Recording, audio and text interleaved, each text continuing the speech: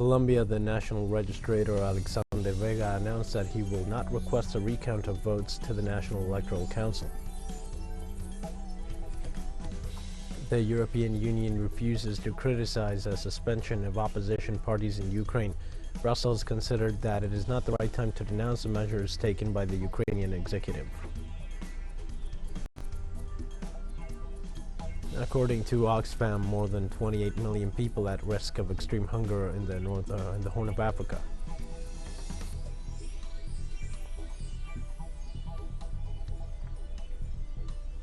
Hi, this is From the South. I'm your news anchor Dio Martin from the TeleSUR studios in Havana. We begin with the news. In Colombia, the National Registrator Alexander Vega announced that he will not request a recount of votes to the National Electoral Council. The notification was made during the development of the table of electoral guarantees convened by the national government and integrated by representatives of all organizations with political purposes. On its behalf, the national government was represented by the Ministry of Defense, the CNE, the National Civil Registry, as well as international electoral surveillance organizations. In a sense, Vega indicated that he desisted from the initial decision after having listened to all the parties, while clarifying that he had not presented any petition before the electoral body.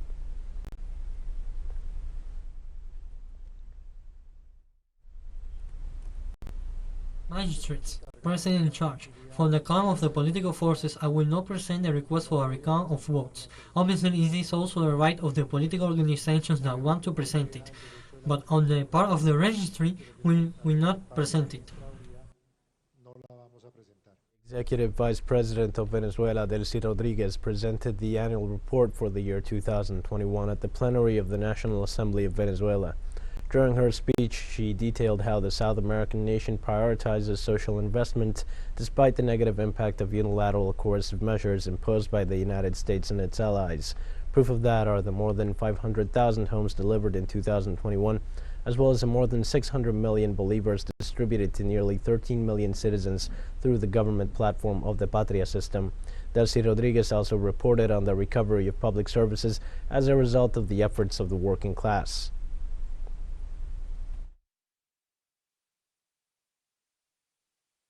We have always pointed out that the area of public services, together with the income of the workers, is one of the areas in which it was like if hundreds of thousands of bombs would have been dropped in the national electric system.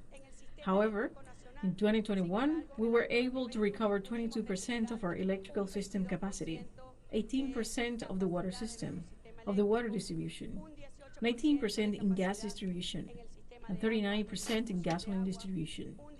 These numbers seem easy, but they are not, because behind them, as President Nicolas Maduro has informed, are the great efforts, our own efforts, the efforts of Venezuelan men and women, of our workers to guarantee a system of public services. And still, there's still a long way to go, but it was there that the enemy, with no regard for the effects it could have on the Venezuelan population, was most vicious in its blockade, prohibiting the import of its spare parts, of machinery, prohibiting the transfer of technology. And they knew that our entire system of public services was tightly bound to the technologies of countries that were part of the blockade against Venezuela. The President of Mexico, Andrés Manuel López Obrador, signed on Tuesday a decree to declare Texcoco Lake a protected natural area in the framework of the World Water Day. According to the Mexican president, the restoration of the ecosystem is of utmost importance for the Texcoco Lake in Anahuac Valley, where an airport has meant to be built. In his morning conference, President López Obrador commented that thanks to the document issued, this natural reserve will be transformed into an ecological zone, where a park will also be built aimed at the environmental preservation of the flora and fauna in the site. The Environment and Natural Resources Ministry emphasized that the People's Front in Defense of the Earth has been working for the rescue of this zone since 2000.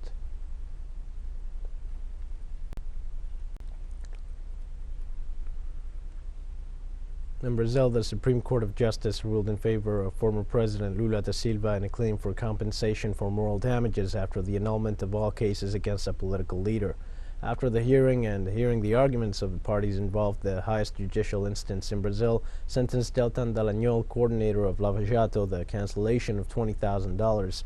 The lawsuit filed by Da Silva requested compensation for moral damages because Dallagnol accused the former president in 2016 of leading a criminal organization which kept Lula for 580 days in prison.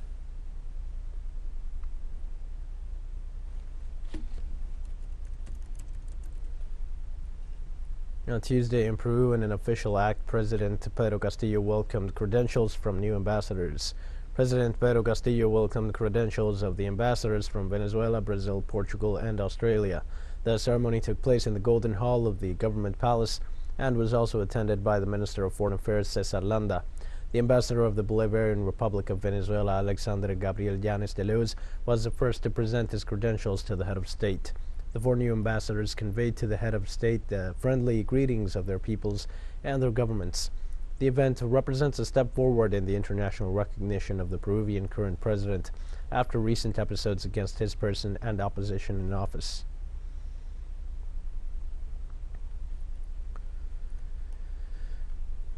Prince William and the Duchess of Cambridge, Kate Middleton, arrived in Jamaica as part of a week-long Caribbean tour, but overlapping the traditional fanfare are protests by Jamaicans who want an apology and reparations for victims of slavery and historical mistreatment.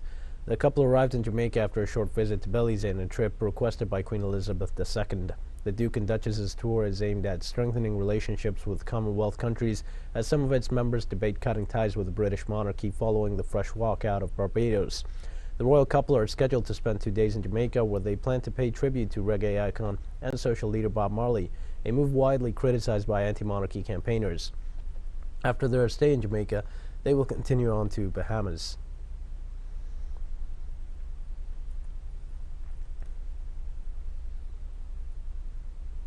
So Jamaican anti-monarchy groups, protesters, leaders, and academics are calling on Prince William and Kate, the Duchess of Cambridge, to provide the nation with an apology and slavery reparations.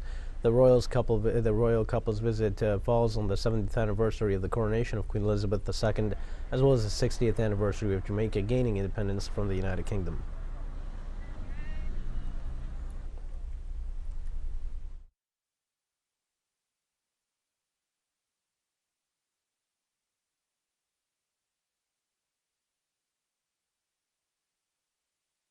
This visit, we felt it was a good occasion for us to remind Jamaicans of the 60 years of experience and what happened prior to that.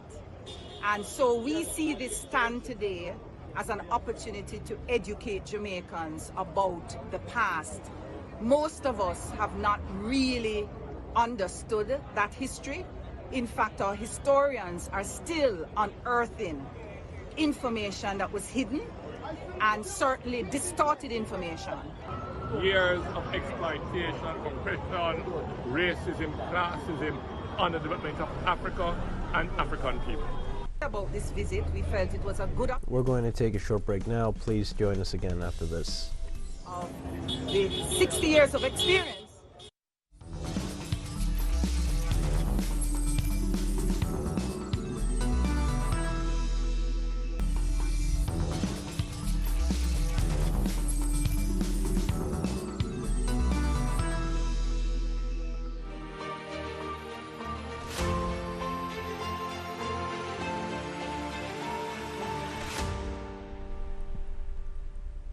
Hi, and welcome back to From the South. The European Union refuses to criticize the suspension of opposition parties in Ukraine.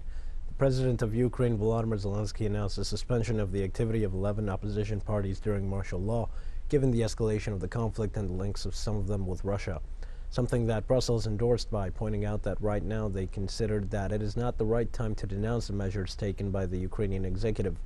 In this context, the European Union argued that the priority at the moment is to support Ukraine.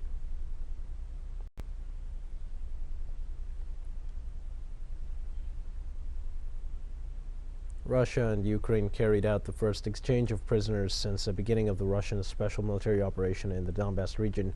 According to the Commissioner for Human Rights of Russia, Tatiana Moskalkova, in this first exchange, 9 Russian soldiers were handed over in exchange for the mayor of the Ukrainian city of Melitopol.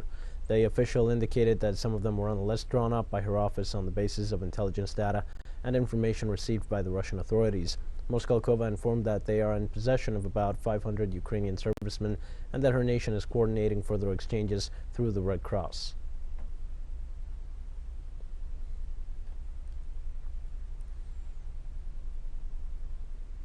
On Tuesday, the United States made a statement about imposed new sanctions on Russia.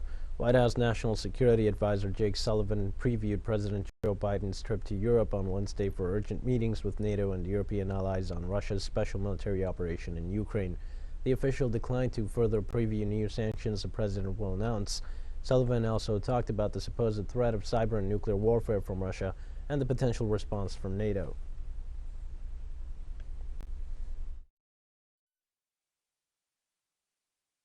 I'm not going to get ahead of an announcement which will be rolled out in conjunction with our allies on Thursday when the president has the opportunity to speak with them. That's on a further package of sanctions. What I will say is that one of the key elements of that announcement will focus not just on adding new sanctions, but on ensuring that there is joint effort to crack down on evasion, on sanctions busting, on any attempt by any country to help Russia basically undermine, weaken, or get around the sanctions. That is an important part of this next phase. In the framework of World Water Day, the United Nations warned that at least 2,000 million people live without access to safe drinking water.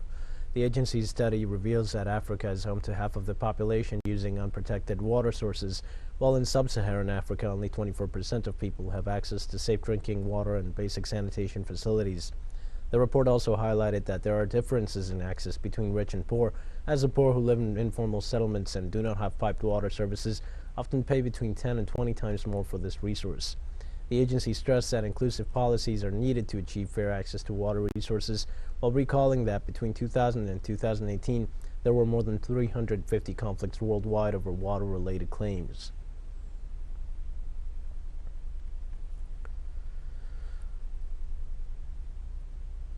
In Spain, the government announced that it will resume this week the repatriation of refugees who entered the country irregularly crossing the Mediterranean Sea. The authorities of Spain detailed that on Monday they began the necessary documentation process to initiate repatriations. The authorities pointed out that the civilians will be sent to Morocco in a flight departing from Gran Canaria. 200 migrants will travel in the first group, accompanied by 2 Spanish police officers. The central government explained that the rest of the refugees will remain in the country until another similar flight is organized.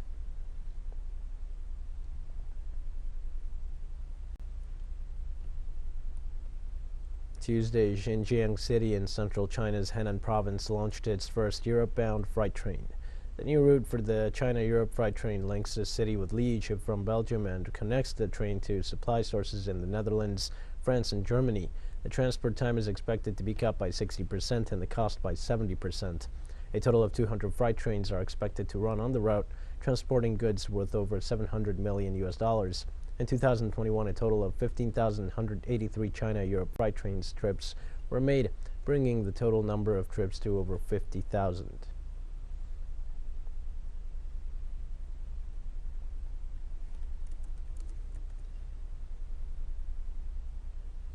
The government of China urges to strengthen civil aviation safety after an aircraft with 132 people on board crashed in the south of the country.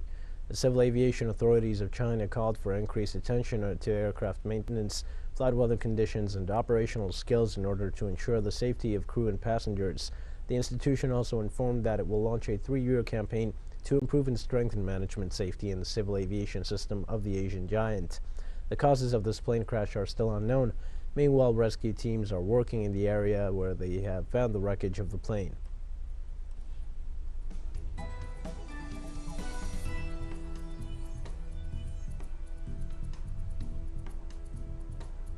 We have more news coming up after a final short break. Please stay with us.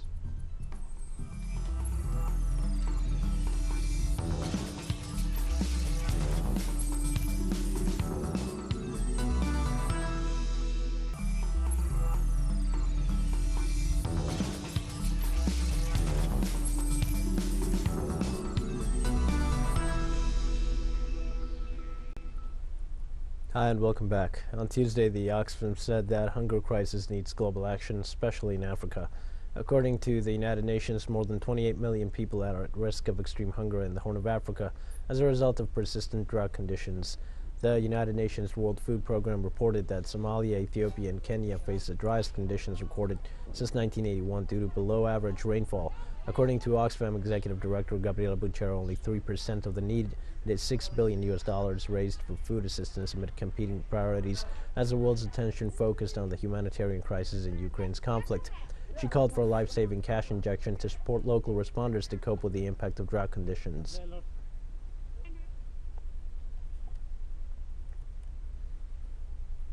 On Tuesday, Morocco's central bank kept its benchmark interest rate at an all-time low of 1.5%. Central Bank Governor Abdelatif Jouari told that the accommodative monetary policy was needed to shore up the economy amid inflationary pressures resulting from the pandemic and Ukraine's conflict. As imports continue to outweigh exports, Morocco's current account deficit is expected to increase to 5.5% of GDP in 2022. Jouari also added the country will not take the next phase in its currency float process wanted by the International Monetary Fund until small and medium-sized enterprises are well prepared. The current situation could push Morocco to renegotiate a new precautionary liquidity line to deal with the fallout of the external shocks to the economy.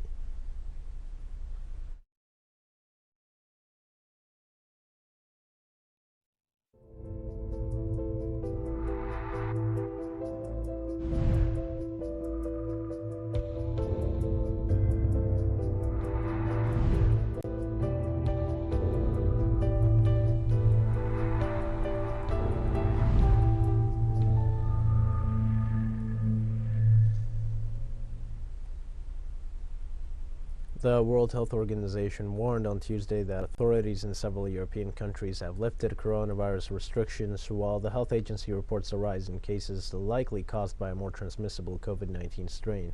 The WHO Europe Director Hans Kluge said to be optimistic but vigilant about the pandemic's development in Europe, adding that cases were on the rise in 18 out of 53 states in the region. The countries where we see a particular increase are the United Kingdom, Ireland, Greece, Cyprus, France, Italy, and Germany. The same that are experiencing an increase in cases. According to the WHO database, over the past 7 days, more than 5.1 million new cases and 12,000 have been reported in the European region.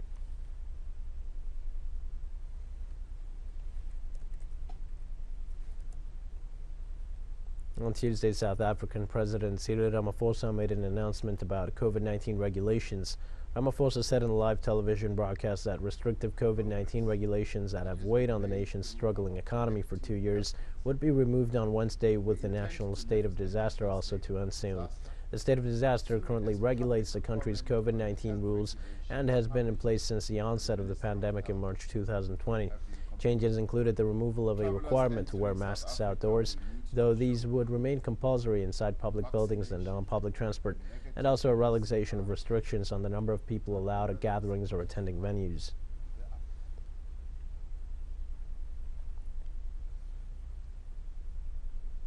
Now let's stay in South Africa. A court in this country suspended construction work on a huge new business park that will house Amazon's African headquarters in Cape Town. The First Nations indigenous groups whose ancestors are recognized as the first inhabitants of South Africa worked for years to stop the $300 million River Club project. The development covers more than 37 acres of land and includes a wetlands area.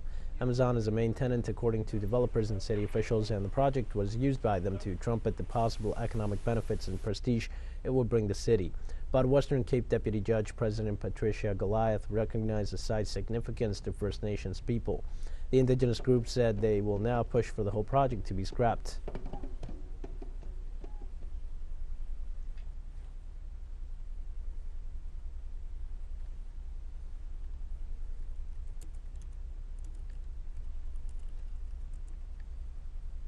In the West African country of Guinea, the military junta that seized power 6 months ago has started a national dialogue aimed at restoring civic rule to the nation. On September 5, 2021, an elite army unit ousted the then President Alpha Conde, the first peacefully and democratically elected president since the country became independent in 1958. Conde, who had organized a referendum to change the constitution to secure a third term in office, which had launched a crackdown on protesters and opposition leaders in an attempt to contain rising prices on basic commodities, enforced a tax increase while slashing spending on the police and the military and increasing funding for the office of the president and the National Assembly.